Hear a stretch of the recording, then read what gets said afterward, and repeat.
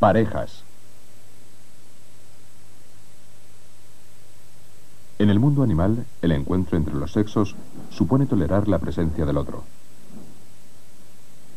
Gran número de animales, como ocurre entre los peces de los arrecifes coralinos, defienden con ferocidad su territorio, lo que puede constituir un obstáculo que salvar llegado el momento de la procreación. En todas las especies debe alcanzarse un compromiso entre la agresividad y el instinto sexual.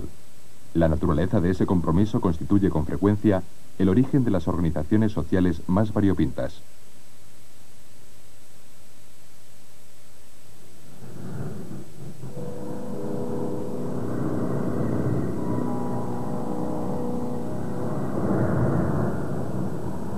Los machos de algunos peces que habitan los arrecifes coralinos son sumamente agresivos y no admiten por parte de sus propios semejantes incursiones de ningún género por los territorios que controlan.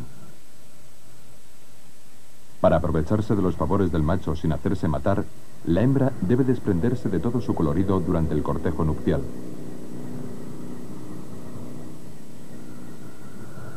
La morena, ese temible depredador nocturno, cuenta con unos afiladísimos dientes dotados de glándulas ponzoñosas, cuyo contenido se vierte en las mordeduras que produce. El reparto de territorios es fundamental en el equilibrio de las poblaciones de gran cantidad de animales marinos. Se trata, en primer lugar, de un espacio definido donde el animal puede buscar su alimento. También es un espacio reservado al compañero sexual y a la futura descendencia de la pareja o del grupo social, en aquellos casos en que los animales vivan en el seno de uno de estos.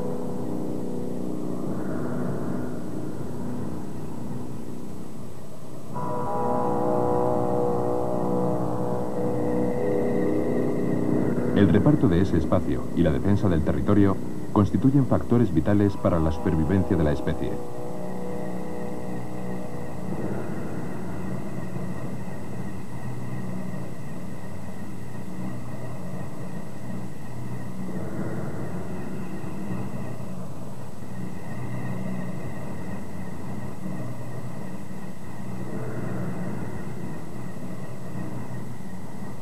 Si el alimento abunda, el espacio individual es menor, y a menudo el propietario del territorio tolerará la presencia de otros animales, siempre y cuando estos no compitan directamente con él en la búsqueda de alimentos.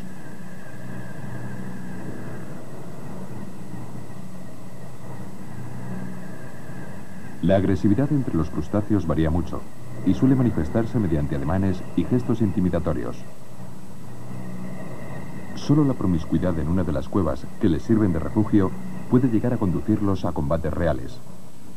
El que defiende su territorio es en general el más motivado y agresivo de los dos y el que suele resultar vencedor, ya que la intimidación y la fanfarronada cuentan en estos torneos más que la fuerza.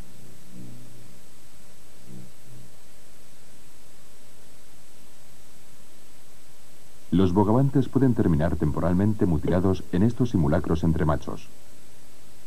Las pinzas, patas o antenas arrancadas o cortadas se regeneran, aunque de mucho menor tamaño.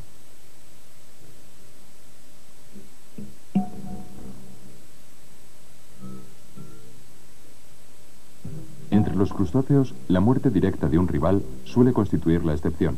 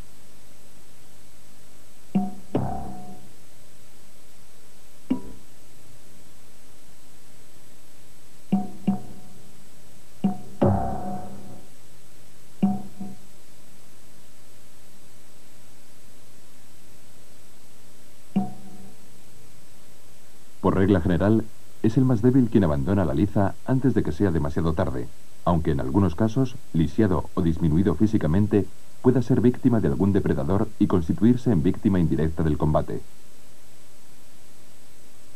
Algunos insectos de aspecto pacífico pueden convertirse en terribles luchadores, como es el caso del grillo. El macho, que emite su canto o estridulación para atraer a la hembra a su escondite, defiende encarnizadamente su terreno contra sus congéneres del mismo sexo. Su canto cambia por completo al pasar del de seducción al de rivalidad.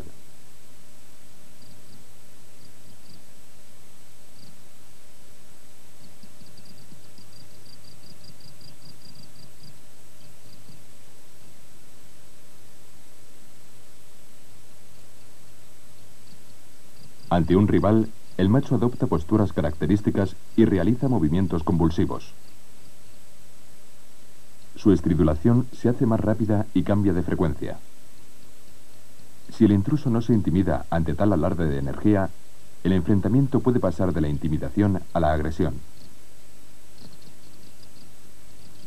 Armados de poderosísimas mandíbulas, los dos machos se libran a un feroz combate, en el que uno u otro suele resultar mutilado si no devorado por el vencedor, el cual zanja de este modo la posible reproducción por parte de animales débiles o disminuidos físicamente. Entre los animales, estos combates casi nunca provocan la muerte de ninguno de los contendientes, ya que ello podría conducir en un plazo más o menos breve a la desaparición de la especie.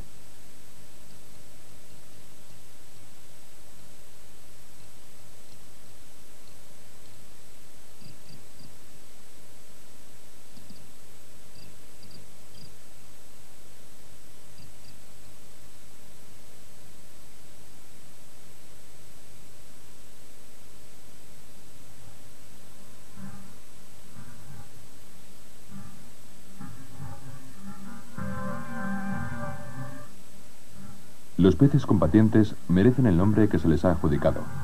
El macho de esta pequeña especie, habitante de las aguas dulces de los arrozales del sureste asiático, es terriblemente agresivo, sobre todo si ha sido seleccionado por el hombre por su aptitud para el combate, como hace con los gallos de pelea o los toros de lidia. Bajo ningún concepto puede admitir la presencia de un congénere de su mismo sexo en su territorio. En esta especie, el macho es mucho más espectacular que la hembra y luce, además de aletas de mayor tamaño, colores mucho más vivos, que sirven tanto para amenazar como para cortejar. Ante la presencia de otro macho, el pez combatiente se acerca y roza sus oídos para intimidar a su rival. Si el intruso no se deja amilanar y se larga con la música a otra parte, el enfrentamiento puede llegar a ser violento. Ambos intentan asestar golpes fatales en los sensibilísimos oídos del contrario o arrancarle trozos de aletas y escamas. Estos combates pueden resultar fatales para uno de los contendientes si éste no encuentra espacio por donde escapar en caso de ser derrotado. A veces pueden llegar a morir los dos ahogándose uno a otro en el boca a boca de un mordisco fatal. El territorio permite que los peces combatientes, como muchas otras especies, estén lo bastante dispersos para acomodar su población a la limitación de espacio.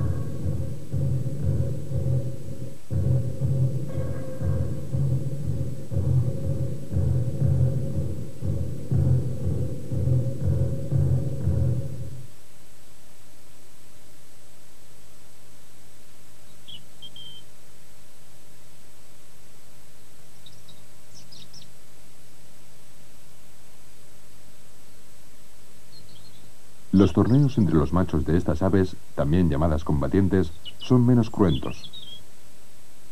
Migratorias y habitantes del norte de Europa, lo más extraordinario de estas aves es la diversidad del plumaje nupcial de los machos, que raras veces tiene el mismo color y que varía tanto de un individuo a otro como con la edad. Con su collar desplegado y sus dos orejetas erizadas hasta la nuca, se libran a justas tan espectaculares como inofensivas.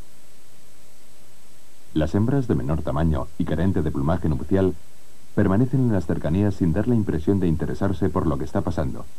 La realidad es muy otra, ya que son ellas las que eligen al macho y le invitan a reunirse con ellas en el nido construido al borde de la arena de combate.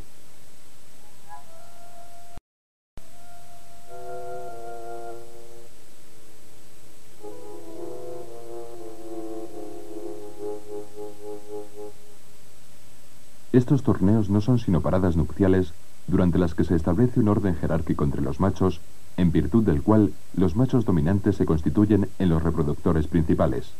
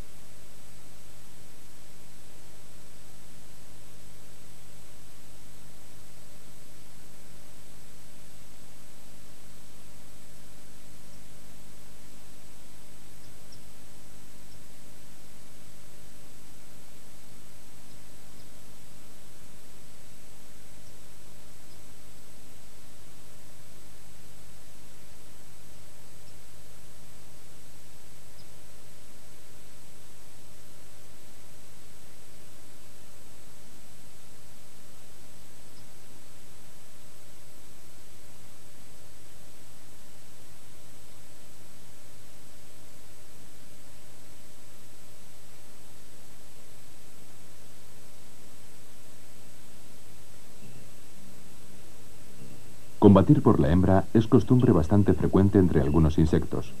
El macho de esta especie de escarabajo africano luce en lo alto de su cabeza una protuberancia en forma de horquilla, que le permite combatir y expulsar a sus rivales.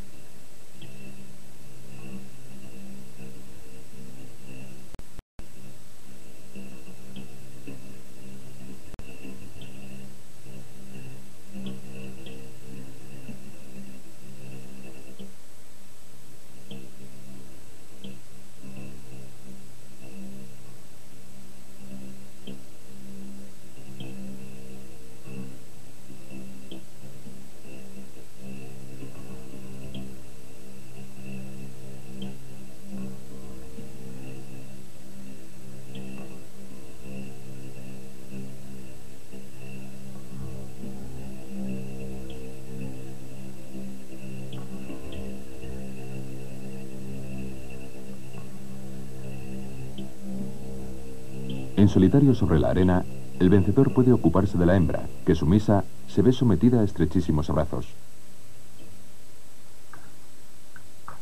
En la mayor parte de las aves, el cortejo nupcial se caracteriza por un toque de agresividad por parte de los machos.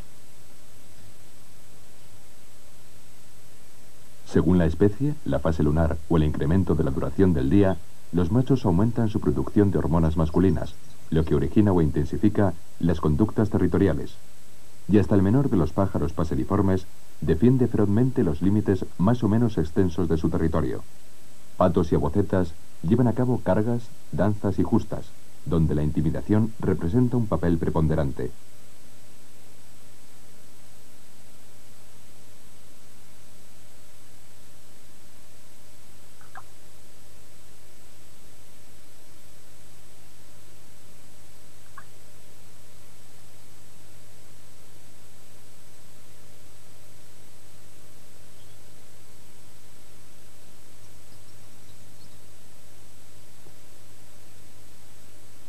Esta agresividad, este sentido de la defensa del territorio común a la pareja, se mantiene por lo general durante todo el periodo que dura la iniciación de las crías.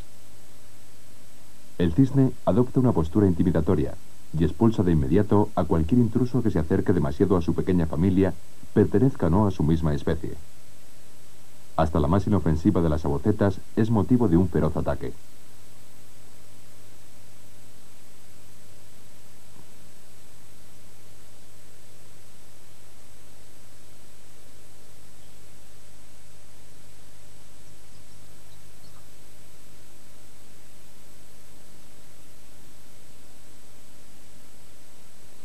El concepto de territorio reviste un carácter muy especial entre los animales, que con mayor o menor frecuencia vivan en rebaños, donde la composición de estos tiene mayor importancia que el espacio físico.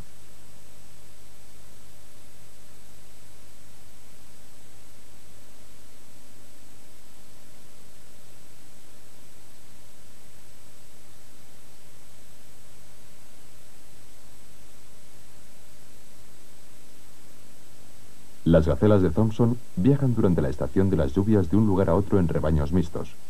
Estas manadas se van desmembrando de continuo, formando grupos más pequeños que van constituyendo nuevas unidades que son al fin absorbidas por otras.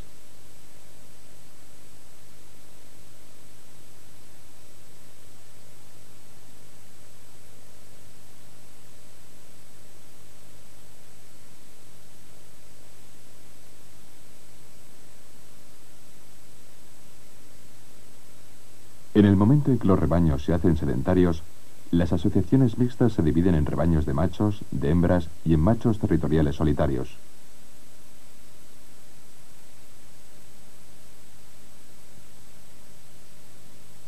Cada macho territorial ocupa un espacio de 100 a 200 metros de diámetro del que es amo y señor. Si los rebaños de hembras atraviesan en sus expediciones cotidianas uno de estos lugares, el macho propietario del mismo intentará volver a él y permanecer algunas horas junto a las hembras.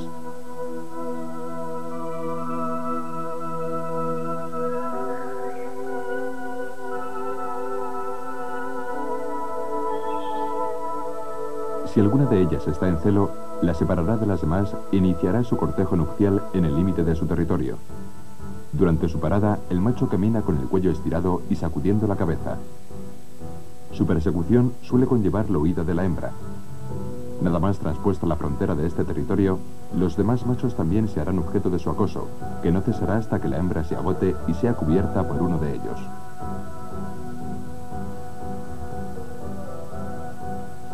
Los combates entre machos vecinos son frecuentes, aunque por lo general estén motivados solo por la vigilancia del territorio propio o por la transgresión de la frontera común. Los machos solteros que atraviesan el territorio de un macho adulto son expulsados de aquel sin que la mayoría de las veces llegue a producirse combate alguno.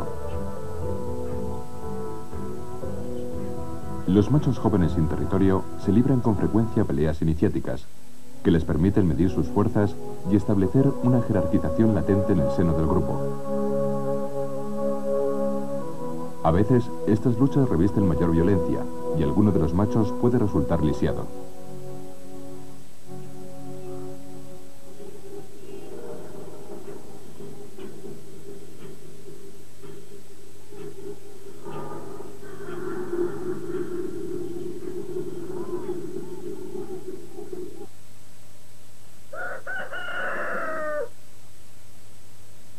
El corral constituye un medio sumamente interesante para el estudio y observación de las conductas territoriales, ya que la limitación de espacio exaspera la agresividad.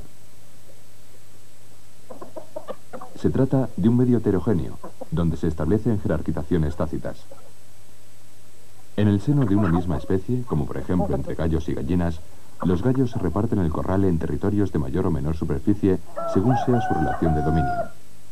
Existe asimismo otro tipo de jerarquización entre especies diferentes, como por ejemplo la que hay entre gallos, patos y gansos. En estos casos, el espacio es común, aunque existan preferencias y sea el gallo el que, con mayor frecuencia, ceda ante el pato o el ganso. Cada gallo cuenta con su propio harén, aunque las gallinas circulen libre e indistintamente de un territorio a otro. Los mejores lugares para vituallar son casi siempre los territorios del gallo o gallos dominantes, que no cesan de vigilarse mutuamente y de hacer valer sus derechos territoriales con un estruendoso kikiriki.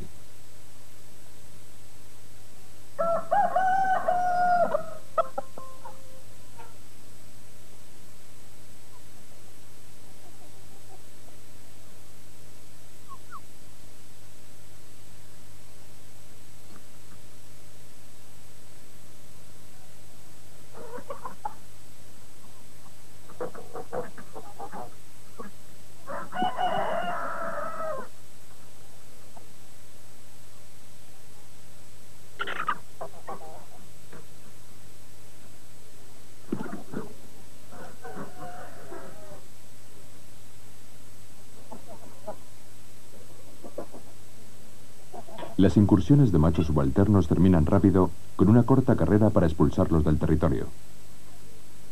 Los combates y torneos se deben en general a problemas de fronteras, donde intenta cada uno de los contendientes aumentar el territorio propio a costa del ajeno. Estos escándalos están siempre mal vistos por los patos y los gansos, que de manera inmediata hacen ver su supremacía para devolver la calma al gallinero.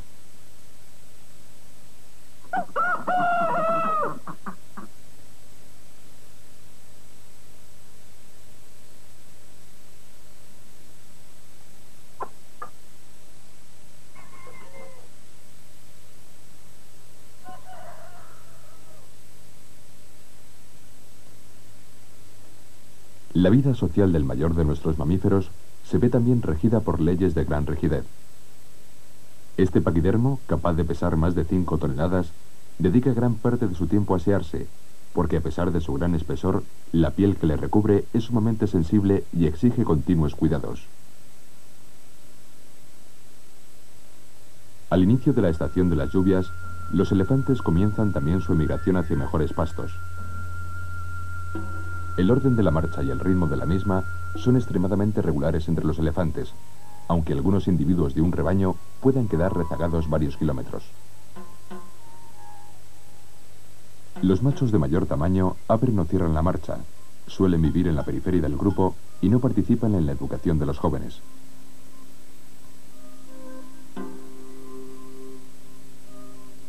Son, por regla general, sumamente irascibles, en especial durante la época de celo, lo que explica que en contadísimas ocasiones el elefante africano se haya llegado a criar en cautividad. El grueso del rebaño está compuesto por 2 o 3 grupos de hembras y algunos machos adolescentes. En el centro del dispositivo viaja un grupo muy compacto de hembras con sus crías recién nacidas.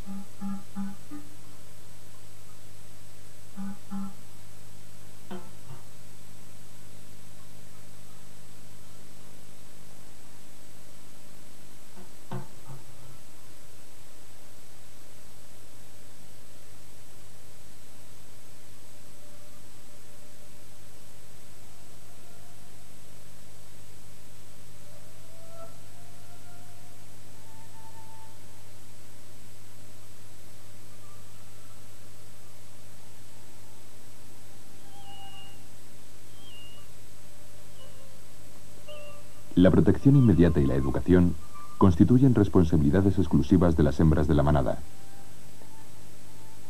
Ni siquiera en un medio de grandes facilidades alimenticias puede una elefanta vigilar constantemente a su progenie. El evidente peligro se conjura con la institución del jardín de la infancia, por la que la vigilancia es asumida por turnos entre varias hembras. Mientras la mayoría de estas parte en busca de alimentos, la guardiana se ocupa de que ninguna de las crías se aleje del grupo. Además, vela su sueño y tritura algunos de los alimentos de las crías.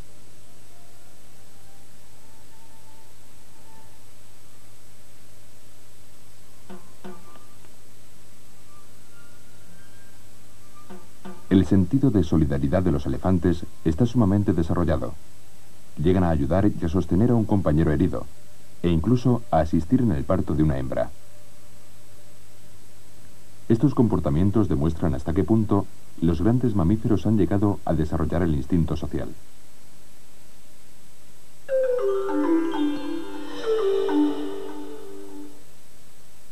En forma.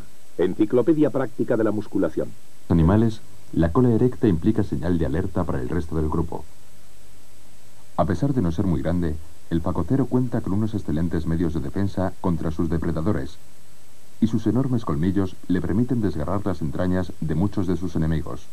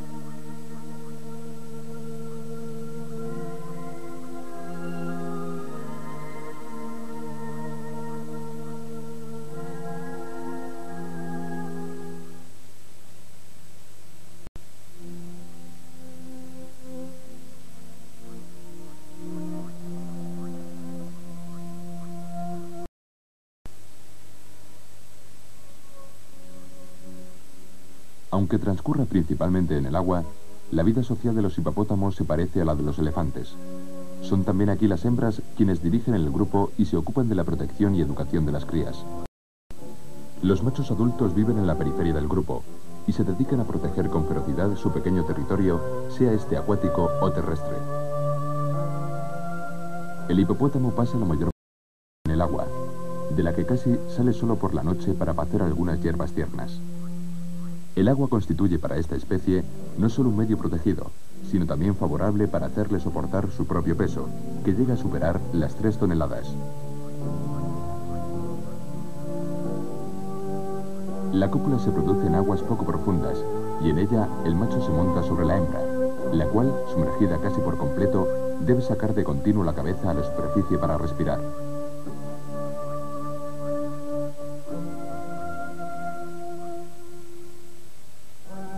El parto de manera en el agua, como ocurre con todos los mamíferos marinos. Lo primero que hace el recién nacido es ponerse de inmediato en movimiento para alcanzar la superficie del agua y llenar sus pulmones de aire. Esta extraordinaria particularidad conlleva un elevadísimo índice de mortandad infantil, ampliamente compensada por la longevidad del animal, que puede alcanzar con facilidad los 50 años de edad.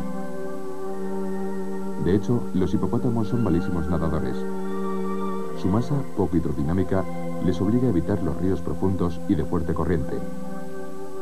La conquista de los mejores lugares en las aguas tranquilas ocasiona más reyertas entre los machos viejos que la propia competencia sexual, menos importante sin duda que la comodidad doméstica.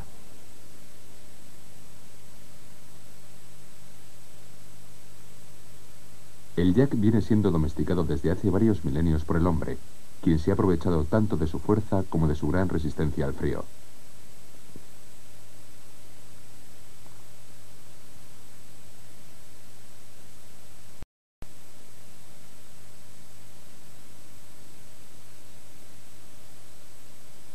En esta especie, los rebaños constituyen agrupaciones sociales de escasa jerarquización. No existe como entre los elefantes jardín de infancia, y cada hembra protege a su propia cría, de la que se ocupa el medio del rebaño. Por otra parte, los demás miembros del rebaño no tienen reparo alguno en demostrar su mal humor cuando una de las crías llega a molestarlos.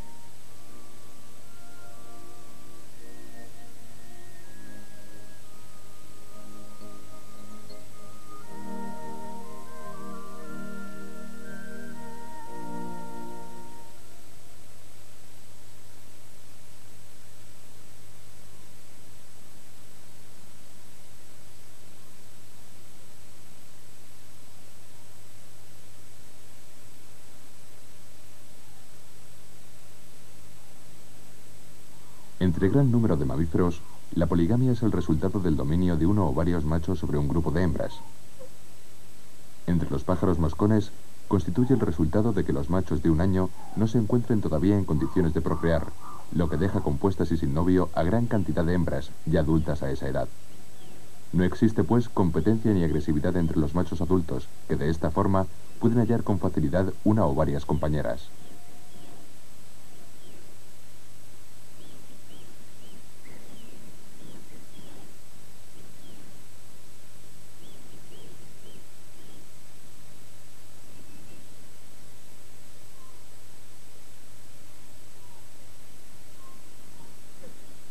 La construcción del nido constituye una auténtica obra arquitectónica. El macho escoge en primer lugar una rama vertical, en la que comienza por construir una entrada enmarcada con ramitas y hojas entretejidas. A continuación, ensancha uno de los lados para construir una cámara de incubación. El lado opuesto incluye la puerta y a veces un pasillo de acceso.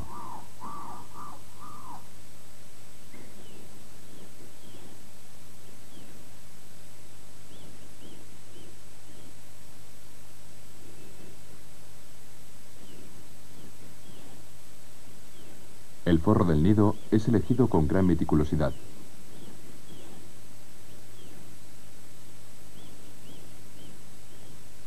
Concluida la obra, el macho se la ofrece a la hembra colgándose de la entrada con el dorso hacia el suelo y haciendo batir sus alas.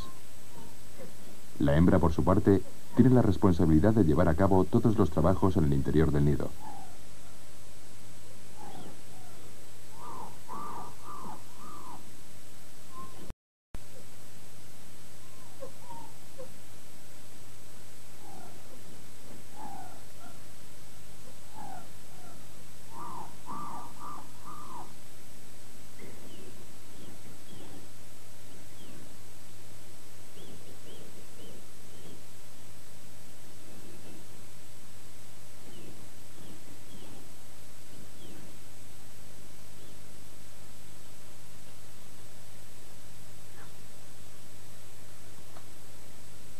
La poligamia suele ser poco frecuente entre las aves, y la pareja es, incluso en una misma colonia, la estructura básica de la sociedad. El ibis sagrado del Nilo construye su nido, por regla general, en paredes rocosas más o menos cubiertas de vegetación y cerca de ríos o ciénagas. Entre los individuos de esta especie reina gran promiscuidad, donde los espacios territoriales se definen con mero estiramiento del cuello para tocar al vecino. Ambos sexos participan en la construcción del nido. El macho, por lo general, se conforma con aportar los materiales y deja a su compañera la responsabilidad de trabajar con ellos.